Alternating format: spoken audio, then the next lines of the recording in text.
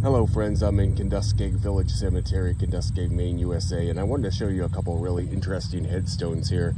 This is obviously homemade. It's just a rock where the inscription is just scratched in, and it says Mary Brown, wife of David Brown, daughter of Nathan Elliott, died April 15th of 1861, age 51 years, 2 months. Doing a little research on Mary here, it seems that the family were paupers, which means basically poor people. They're in the 1850 census living in nearby Levant, Maine, and it lists them as paupers back then. It was just how they listed their occupation. If they were poor, had low income. But where they were paupers, didn't have the money for the headstone, it would be pretty easy to imagine Mary's husband, David, just maybe scratching this inscription into this stone in 1861. Maybe the son helped. They had one child. I believe her father, Nathan, was actually living with them at the time. But this to me is quite a testament to how they felt about Mary. They didn't want her buried without some kind of marker, even though they had to do it themselves. And you can see there are other stones behind her, but she's pretty much by herself here for at least a few feet. She's got this whole section to herself. If anybody else is buried near her, then they're not marked for sure. Her husband and son did live a while longer, and if I remember correctly without looking, they ended up in New Hampshire or Massachusetts, but not Maine. So, monument here to Mary Brown. And then if I walk a little further to the right, I have 3 field stones here, and I can't read any of them. There's no visible inscription, but I would say likely probably belong to other folks that maybe didn't have the money for an actual traditional headstone, but at least there's something here to memorialize them. Walk a little further down.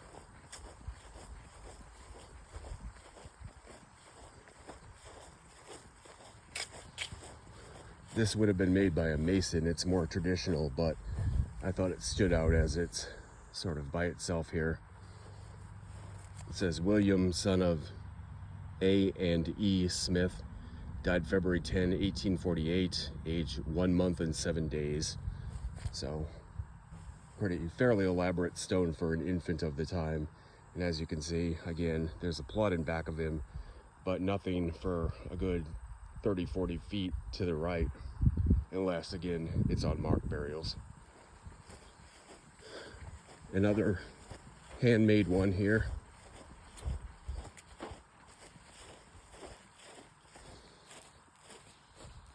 Eleanor, daughter of E.W. and Louisa Smith, died December the 4th of 1852, age 14 years, 16 days. So again, carved out of field stone there, just kind of scratched in. A little bit neater than Mary Brown's, but same idea. And interestingly, here's the rest of her family who died in the 1860s, just about a decade or so later, and they have the traditional stones. So her brother, William, son of Elijah W. and Louisa Smith, died May 31, 1864, 8 years old.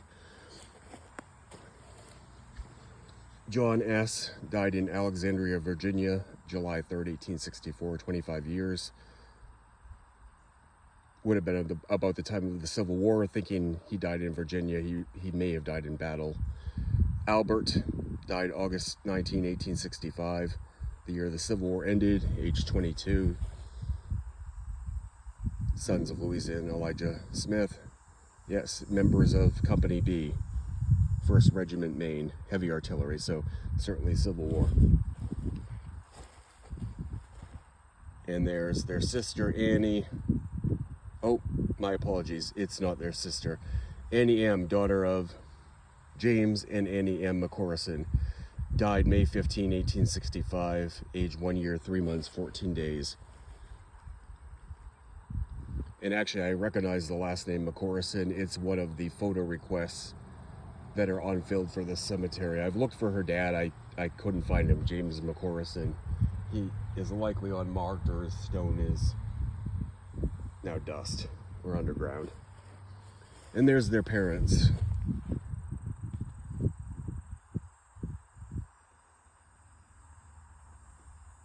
The Smith parents, anyway. Elijah W. Smith died April 30th, 1863, 52 years. His wife, Louisa, she was 84 years when she passed away. And we can see Elijah was also a veteran, possibly of the War of 1812. If he died in 1863, and he was 52 years, so he would have been born, well, he wouldn't have been in the War of 1812 because he would have been born about 1811, give or take. But if he passed in 1863, he likely could have been in the Civil War. So respect to the Smith family and young Annie McCorson. Also as well the other Burrows that we just covered down that way.